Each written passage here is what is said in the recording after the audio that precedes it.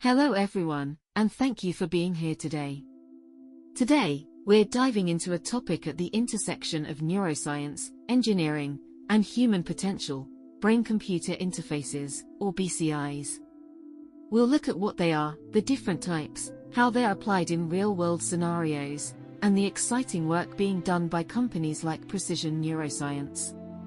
Let's begin with the basics. What exactly is a BCI? A brain-computer interface is a system that enables direct communication between the brain and an external device, like a computer, prosthetic, or even a robotic limb. The core idea is simple: we record brain activity, interpret it, and use it to control or interact with technology.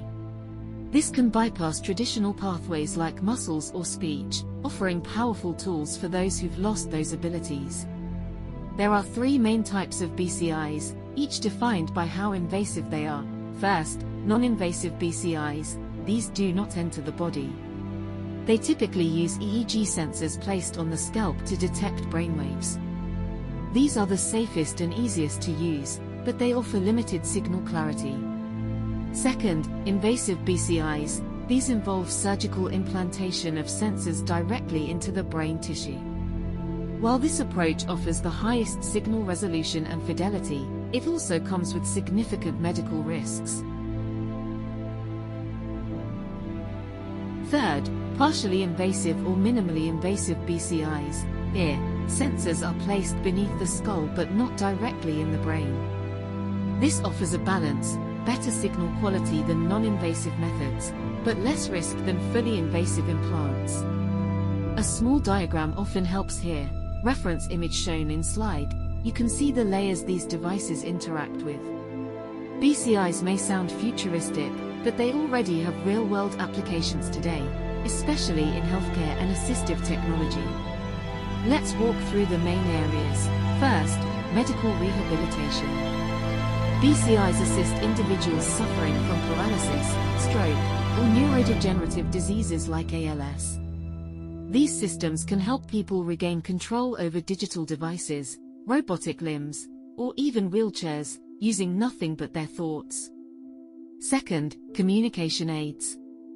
For those who've lost the ability to speak, for instance, due to ALS or severe brain injury, BCIs enable thought-based communication.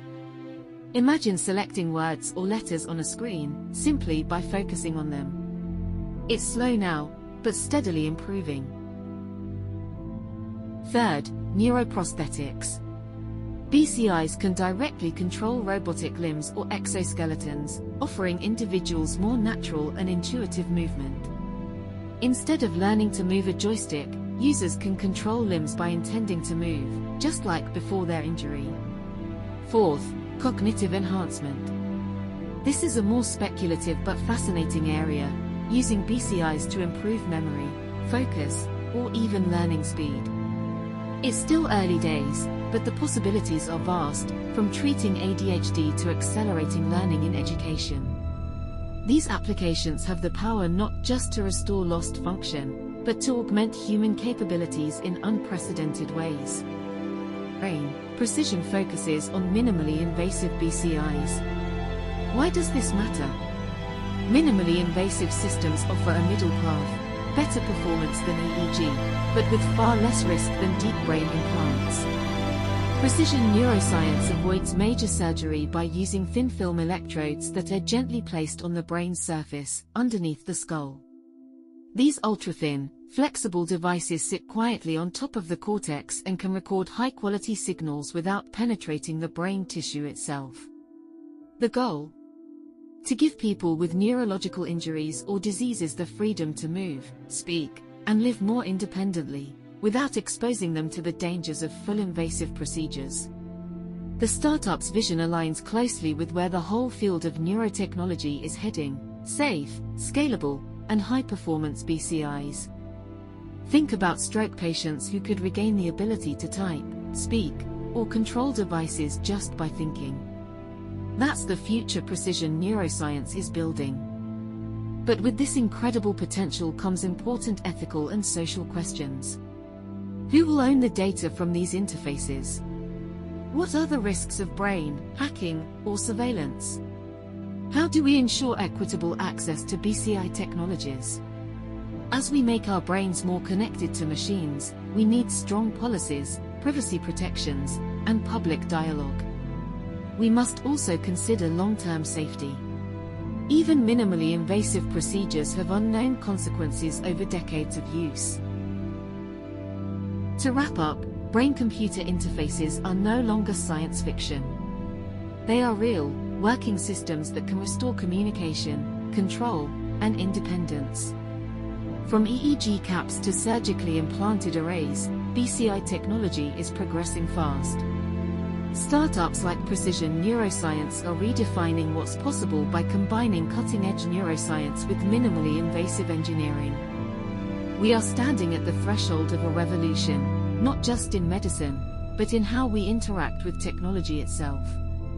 Whether it's helping someone move again or opening up new ways to think and create, BCIs are reshaping the boundary between mind and machine. As we come to the close of our discussion today, I want to leave you with a few final reflections on what brain-computer interfaces, or BCIs, truly represent. At their core, BCIs are not just another technological advancement. They are a transformative leap in how we, as human beings, interact with machines. For the first time in history, we are building systems that allow our thoughts to directly control technology, without relying on hands, speech, or physical motion.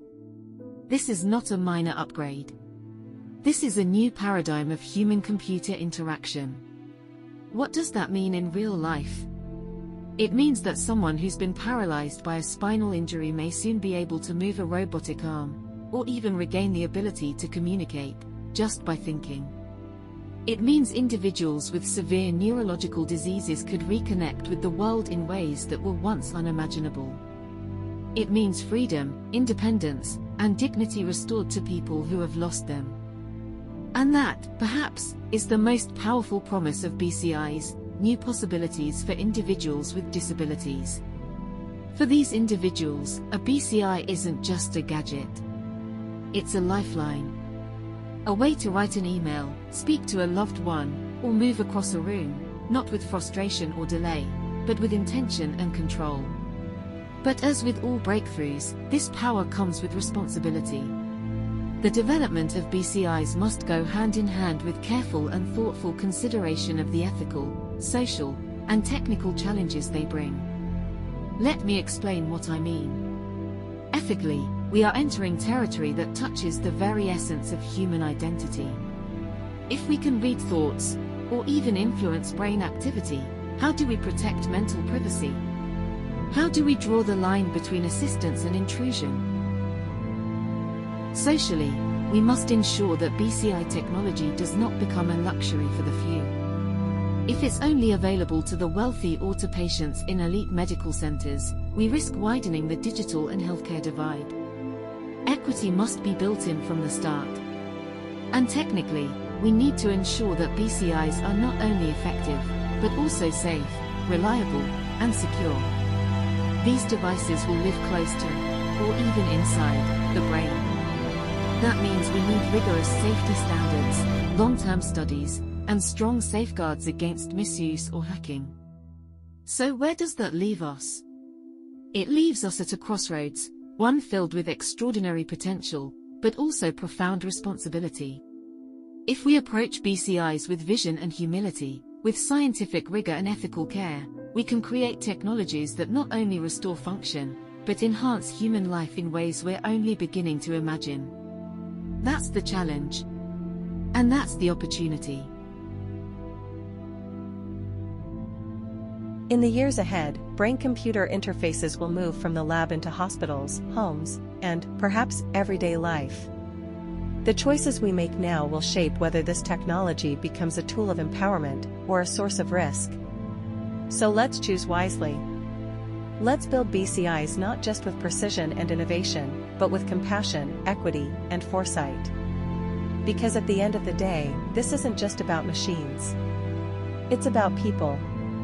About giving the brain, our most powerful tool, new ways to express itself, connect with others, and reach beyond its limitations. Thank you.